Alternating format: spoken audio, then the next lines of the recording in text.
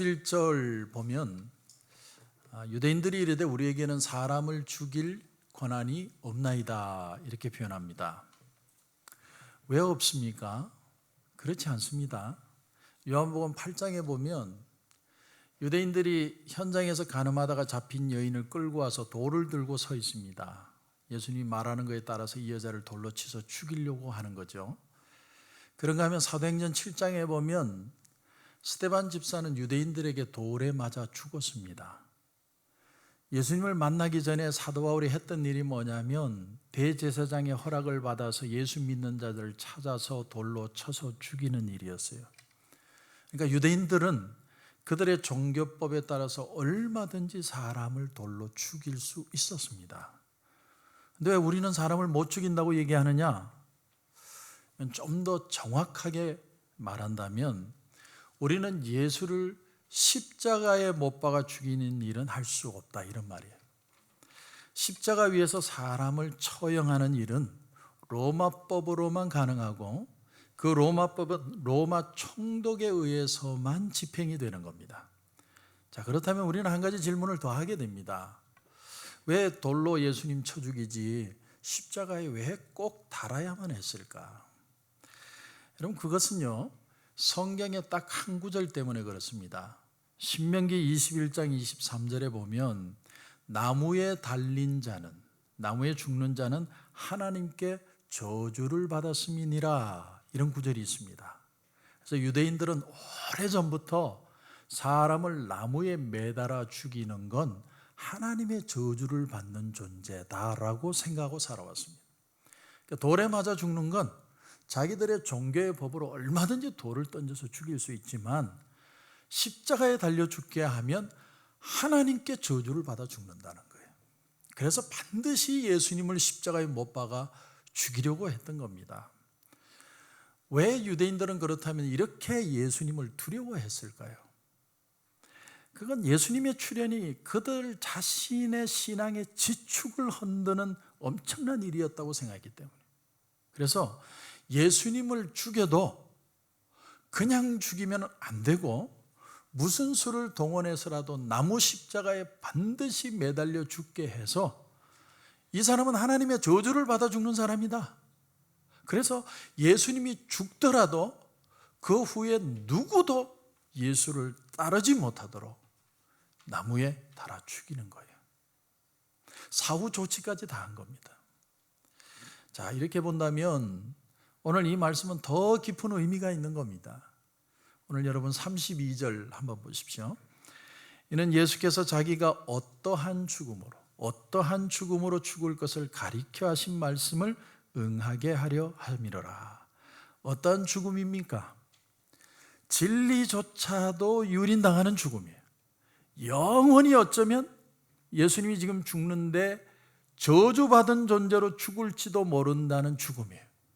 억울한 죽음 앞에 있는 주님이 끝까지 그 그리스도의 죽음의 길을 버리지 않고 오히려 자기를 못 박는 사람, 저주하는 사람, 오히려 그들을 위해 기도해 주면서 절망적인 그 마지막 순간까지 모든 것을 하나님의 역사이기 때문에 하나님이 하실 걸 아시고 보시고 믿으셔야 되는 이 모든 과정, 그 어떠한 죽을 것을 말씀대로 응하게 하기 위해서 주님이 끝까지 믿음으로 가는 거예요.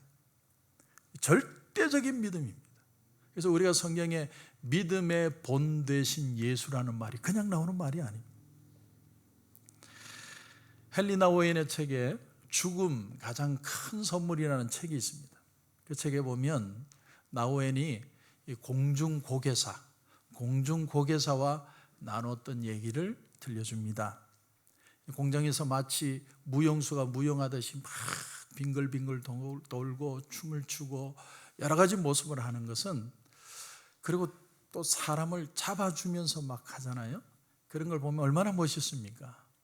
그런데 그처럼 멋있고 환상적인 그 고개가 가능한 이유는 뭐냐면 그 고개사가 하는 말이 날아가는 사람이 아니라 붙잡아주는 사람이 중요한 역할을 하기 때문이다, 이렇게 얘기를 합니다. 무슨 말이냐면 붙잡아주는 사람은 그 자리에 거꾸로 매달려 가지고 시간이 0.1초의 정확성까지도 지켜서 날아오는 사람의 위치까지 이동해서 공중 점프를 하면서 날아오는 사람을 정확하게 잡아야만 고개가 된다는 거예요. 그런데 이때 날아오는 사람이 절대로 저지르면 안 되는 실수가 있답니다. 그게 뭐냐면 날아오는 사람은 절대로 자기를 잡는 사람을 잡으면 안 된대요. 잡으면 그것을 잡아주는 사람의 손목이 부러지든지 그걸 잡으려는 사람이 손목이 부러지든지 두 사람이 다 끝장난다. 그러니까 날아가는 사람이 할 수 있는 유일한 길은 뭐냐면 아무것도 안 하는 거예요. 그냥 내가 날아가면서 그냥 1%의 불신도 없이 그냥 자신을 던져야만 이 고개가 된다는 거예요. 결국은 공중고개가 환상적으로 가능하게 하는 것은 날아가는 사람과 붙잡는 사람이 절대적으로 믿어야 돼요. 이거 하나밖에 없대요.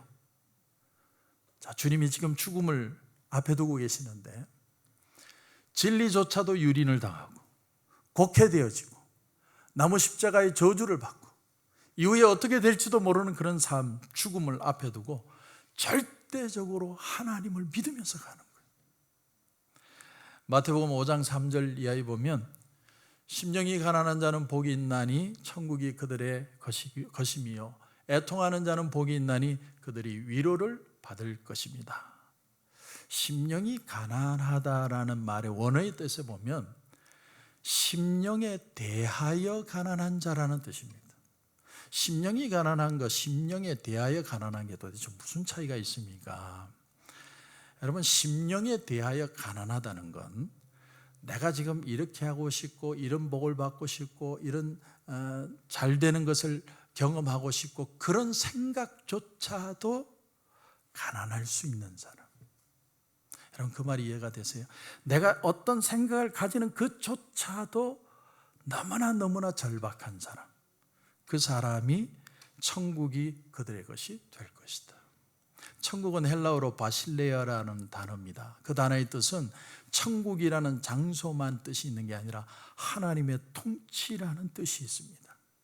그러니까 내가 생각하는 그 생각이라는 것 자체도 하나님 앞에 절박하게 매달리는 사람이 하나님의 다스림을 경험하게 될 것이다, 이런 말이에요. 애통하는 자는 복이 있다. 애통이라는 단어는 펜토운테스라는 단어입니다. 그 단어의 원래 뜻이 뭐냐면 창자가 끊어지는 아픔이에요. 그러니까 통곡의 극치입니다.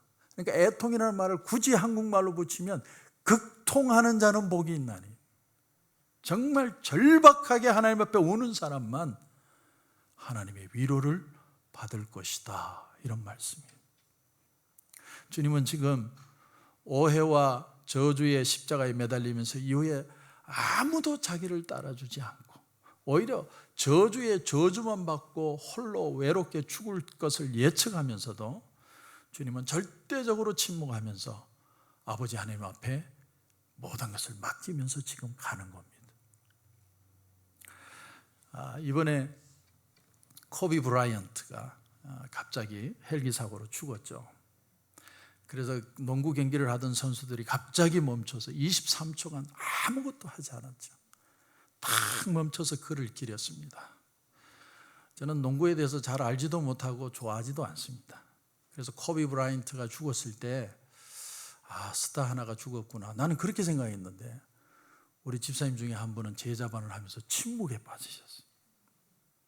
너무너무 절망하는, 너무나 대단한 인물인 것 같아요. 근데 제가 농구를 안 좋아하게 된 이유가 뭐냐면, 제가 어릴 때 초등학교 때 저희 아버지가 저를 고모님 댁에 한 달 동안 보내신 적이 있어요. 난 가기 싫은데 무조건 가서 한 달을 있으면 남자가 밖에 나가서 한번 경험을 해봐요. 그래서 가기 싫은 걸 억지로 갔어요. 그런데 저희 사촌 형이 아주 농구를 좋아했어요. 지금은 체육 선생인데 겨울인데 나는 추워가지고 집에만 있으면 좋겠는데 나를 끌고 오후만 되면 농구장으로 가는 거예요. 그리고는 농구를 같이 하는데 저는 여러분 잘 아시겠지만 저는 평발입니다. 그래서 제대하기 6개월 전에 알았어요. 미리 알았으면 군대 안 갔을 텐데. 그래, 그걸 아는 순간 너무 열받아가지고 하룻밤 더 자고 제대했습니다. 너무 화가 나가지고요. 근데 평발이지 하체는 굵죠. 그게 농구 선수의 몸이 아닙니다. 그런 사람을 농구를 시키니까 맨날 야단만 맞는, 야단만 한 달 동안. 그래서 저는 농구는 공도 보기 싫어요. 공도 보기 싫어요. 근데 최근에 서장훈 감독이 이제 연예인들을 중심으로 해서 이제 농구팀을 만들어서 무언가를 이제 경기를 하는 프로그램이 생겼습니다. 우연히 보게 됐어요. 밥 먹고 그냥 쉬다가 TV를 틀었는데 이게 나오는 거예요. 근데 그 서장훈 씨가 가르치는데 그 이제 연예인 중에 하나를 가르치는 겁니다. 왼손은 잡고만 있는 것이고 오른손으로만 던지는 것이다. 그리고 공을 넣을 때는 골대의 뒤쪽에 맞춘다고 생각하고 던지면 공이 들어간다. 야, 농구 쉽네, 농구. 그때 형이 좀 그렇게 가르쳐 주지. 맨날 야단만 치니까 농구가 싫은 거예요. 제가 그때 깨달은 게 있어요. 사람은 아는 만큼 누린다는 거예요. 아는 만큼 누리는. 여러분, 하나님을 아는데도 여러 가지 방법이 있습니다. 나를 물질로 축복해 주시고 병도 낫게 해 주시고 자식도 잘 되게 해 주시고 그래서 감사합니다. 하나님을 그렇게 만날 수도 있습니다. 그러나 나는 늘 부족하고 넘어지고 자빠지고 조금만 틈 주면 사고치고 그런데도 내가 봐도 나는 내가 될 인간이 아닌데 하나님이 그래도 사랑하는 사랑을 여러분 느껴보신 적이 있습니까? 그러면요, 하나님에 대해서 하는 게 아니라 하나님을 알게 됩니다. 절대적인 관계. 주님은 침뱉음 당하시고 또 죽도록 주님을 때렸습니다. 지금 본디오 빌라도가 38절에 보면 나는 그에게서 아무 죄도 찾지 못하였노라. 정확하게 본 거죠. 예수님에게 무슨 벌을 줄 만한 일이 없는 거 빌라도는 벌써 딱 알았습니다. 그런데 빌라도는 총독이었어요. 그의 목적은 뭐냐면 진위를 가리는 데 있는 게 아니고 어떻게 하면 이 로마 식민지가 문제없이 잘 다스려질까 최고의 관심사였습니다. 예수님이 죄가 있느냐 없느냐 그건 중요한 게 아니에요. 총독으로서 빌라도의 목적은 어떻게 하면 유대인들이 밀란이 없이 참 식민지로서 잘 지배될 수 있을까. 그래서 소요가 일어나지 않고 유대인들이 잘 지배만 된다면 why not? 죄가 없어도 예수는 죽을 수 있다라는 거예요. 그래서 여러분 19장 1절을 보면 이렇게 되어 있습니다. 이에 빌라도가 예수를 데려다가 채찍질하더라. 왜 때리죠? 그냥 십자가에 달리면 되는데 좀 이상합니다. 근데 빌라도가 그냥 때렸다 이렇게 되어 있지만 죽도록 패했어요. 왜 죽도록 팬 줄 아십니까?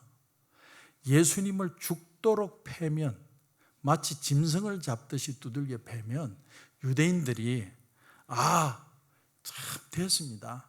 이 정도만 하면 됐습니다. 이제 놔주세요. 그럴 줄 알고 죽도록 팬 거예요. 그러니까 예수님은 엄청나게 맞으셨어요. 그런데 유대인들의 반응이 뭐예요? 못 박아라. 못 박아라. 여기서 죽이지 말고 죽도록 때리되 못도 박아라. 결국 본디오 빌라도는 민중의 포퓰리즘에 부합합니다. 인간의 불합리에 대한 실망감 그리고 그 철저한 외면, 이걸 우리는 예수님의 마음에서 느끼는 거예요. 그래서 오늘 38절에 빌라도가 이르되 진리가 무엇이냐 하더라. D.L. 무디가 예수님의 고난에 대해서 깊이 묵상하면서 연구하는 가운데 주님이 일생에 가장 마음 아프실 때가 언제였을까? 그에 대해서 D.L. 무디가 이런 말을 했습니다.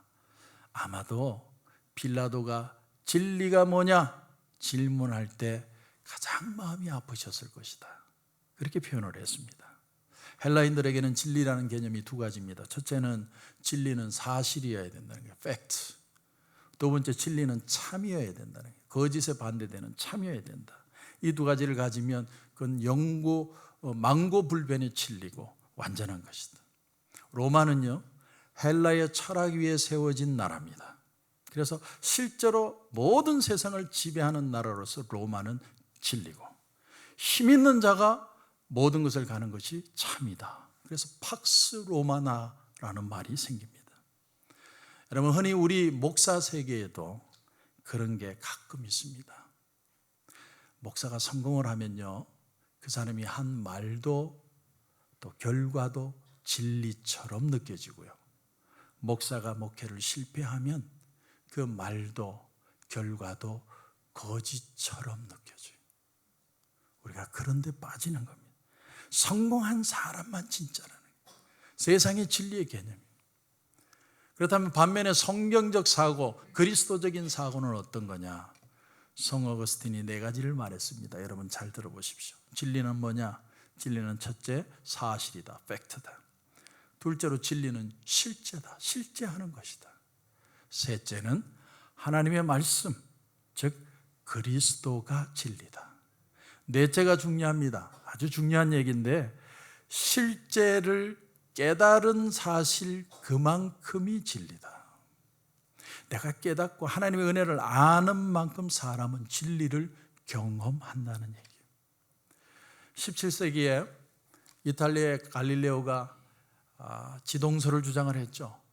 태양이 도는 게 아니라 지구가 돈다. 그래서 난리가 났습니다. 종교 재편을 벌였습니다. 그리고 선고하기를, 네가 지금 한 말을 취소하고 여기 사인하지 않으면 넌 죽는다. 그래서 갈릴레오가 지동설을 취소하고 거기 사인을 하고 나옵니다. 그러면서 유명한 얘기가 있죠. 뭐라고 얘기합니까? 그래도 지구는 돈다. 우린 거기까지만 압니다. 근데 그 말을 또 들은 거예요. 다시 잡혀 들어갔어요. 고생하다가 마지막에는 장님으로 죽었다고 합니다. 여러분, 지구가 돌아가느냐 안 돌아가느냐, 어떤 게 맞는 학설이에요? 아인슈타인의 상대성 이론에 의하면 갈릴레오의 지동설도 틀렸어요. 지구도 돌고 태양도 도는 거예요. 여러분, 세상의 모든 게 다 움직이는 거예요. 그러므로 사람은요, 아는 만큼, 이해하는 만큼 누리는 거예요. 이것이 진리가 가지는 진리로서의 특성입니다. 우리가 좋아하는 여호와는 나의 목자시니 내게 부족함이 없으리로다. 저는 그 말씀을 그대로 이해한 적이 있습니다. 제가 성지순례를 갔을 때 미국의 카우보이들은요, 소를 몰 때 말을 타면서 채찍을 가지고 때려서 소들을 몹니다. 근데 제가 이스라엘을 들어가는 순간 제가 본 게 하나가 있어요. 아주 긴 줄이 하나가 쫙 그 들판을 가는 거예요. 근데 제일 앞에 목자가 있습니다. 목자가 막대기를 들고 딸랑딸랑 하면은 수없는 끝없는 양떼들의 줄이 그걸 따라가는 거예요. 그때 제가 깨달았어요. 여호와는 나의 목자시니 내게 부족함이 없으리로다. 그냥 확 다가왔어요. 주님이 그냥 앞에 가는데 환경이나 모든 건 중요하지 않아요. 그냥 따라가고 있어요. 그때 부족함이 없는 거예요. 여러분, 이 세상에 예수에 대해서, 기독교에 대해서 안다고 생각하는 사람들이 많지만 자기가 스스로 믿음이 생긴 게 아니라 그냥 주워들은, 남들이 이렇다더라 저렇다더라, 불교는 이렇고 이슬람은 이렇고 기독교는 이렇다더라, 그렇게 믿는 사람들이 많아요. 교회 안에도 많습니다. 그래서 내가 스스로 예수님이 누군지를 믿는 것보다 그렇다고 하니까, 그렇다고 가르치니까 그걸 되풀이하는 사람들이 많습니다. 영국의 어느 TV 프로그램에서 성경이 지금도 우리에게 할 말이 있느냐, 그런 주제를 가지고 TV 방송을 했습니다. 제일 먼저 강사로 등장한 사람이 이런 말을 했습니다. 나는 성경을 읽지 않는다. 그 이유는 성경은 인간이 쓴 소설이기 때문이다. 그래서 그 토론을 진행하는 사람이 질문을 했습니다. 그럼 당신은 성경을 읽어본 적이 있습니까? 안 읽어봤습니다. 그러니까 이 사람은 성경은 모르는데 성경에 대해서는 주워들은 게 너무 많은 거예요. 성경을 아는 것과 성경에 대해서 아는 것은 틀립니다.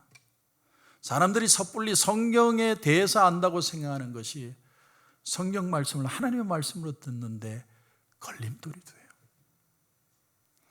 신학교는 성경을 가르치는 곳이라기보다는 성경에 대해서 가르치는 곳입니다.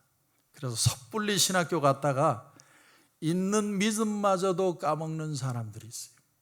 그래서 제가 우리 신학교 다닐 때 하는 말이 있습니다. 들어올 때는 성자로, 불의 사자로 들어왔다가 졸업할 때는 평신도로 졸업한다. 그런 말이 있었어요. 왜? 하나님을 배우는 게 아니라 하나님에 관한 걸 배우는 거예요. 그러니까 신앙도 없이 들어가면 오히려 신학교 가서 예수를 버릴 수도 있다. 오늘 본문에 보면 유대인들은 관청에 들어오지 않았습니다. 왜냐하면 유월절이라는 큰 절기에는 이방인들을 만나는 것이 더러워지는 거기 때문에 관여하지 않고 들어가지 않습니다. 지금 이 자리에는 빌라도와 예수님만 둘이 1대1로 남아있는 거예요. 둘이 대화하는 시간이 얼마나 귀중한 시간입니까?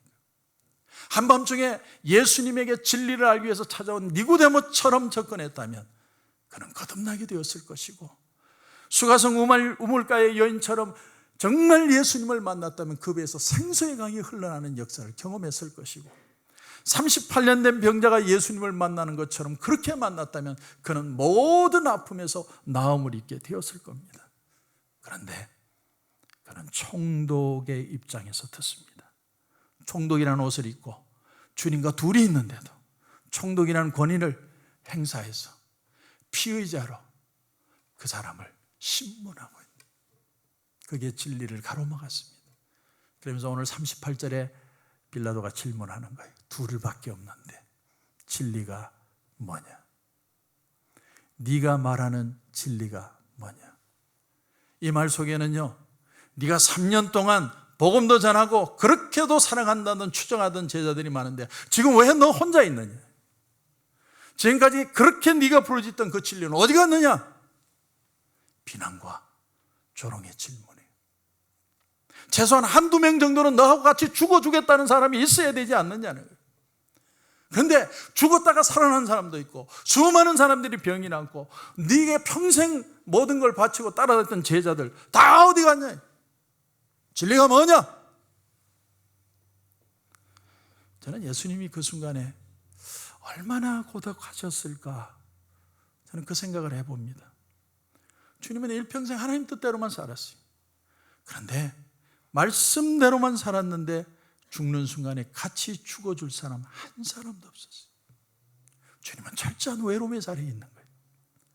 그런데 주님은 오히려 빌라도를 불쌍히 여기시고 십자가에 달리셔서 자기를 저주하고 비판하고 침뱉고 욕하는 사람들을 위해 오히려 기도하십니다.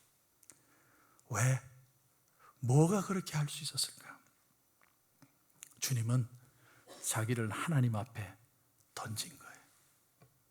나는 이 가는 길에 뒤 어떤 일이 일어날지 모르지만 나를 하나님 앞에 던지면 하나님은 반드시 부활의 아침을 경험하게 할 것이다.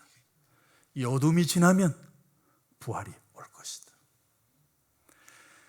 부산에 있는 어느 모교회 어느 여집사님이 계셨는데 이분의 소망은 하나였어요. 남편이 꼭 예수 믿는 거. 그래서 항상 남편에게 이런 얘기를 했답니다. 여보, 나는 교회 가면 꼭 과부 같아요. 나 혼자만 오니까 사람들이 다 과부인 줄 알아. 당신이 한번 증명해 주면 좋겠어. 나한테도 남편이 있다는 걸. 그 말을 듣다가 남편이 어느 날 작심을 하고 왔습니다. 그냥 나가주자 한 번인데 남편이 있는 것만 증명해 주고 오자. 근데 그날 은혜를 받았어요. 예수를 믿기로 작정하고 교회에 등록을 했습니다. 이들 부부가 열심히 예수를 믿었습니다. 7년 동안 열심히 예수를 믿고 봉사했습니다. 특별히 장애우들을 위해서 얼마나 헌신하면서 일을 했는지 모릅니다. 그 가정은 사업을 아주 잘 되는 축복된 가정이었어요. 근데 그 가정에 두 아들이 있었는데 그 중에 한 아들이 이태리로 성악 공부를 하기 위해 갔는데 유학 중에 어느 날 그 아들이 자동차 사고로 죽었다는 비보를 듣게 됩니다. 절망감이 이루 말할 수 없죠. 자식이 잘 돼서 돌아오길 바라는 건 다 부모의 마음이니까. 비행기를 타고 갑니다. 억장이 무너지는 아픔을 가지고 가는데 세 사람이 앉아가는데 옆에 있는 사람이 보니까 예수 안 믿는 사람인 것 같아요. 근데 너무나도 진지하게 예수 믿으라고 얘기하는 거예요. 그러니까 옆에 앉아있던 사람이 가만히 보니까 목사도 아닌 것 같고 무슨 여행을 가는 사람도 아닌 것 같은데 너무나 진지하게 예수를 믿으라는 거예요. 이상해서 도대체 당신들 왜 나한테 예수 믿으라고 얘기합니까? 뭘 하시는 분인데 나한테 얘기합니까? 부부가요, 자초지종을 다 얘기하는 거예요.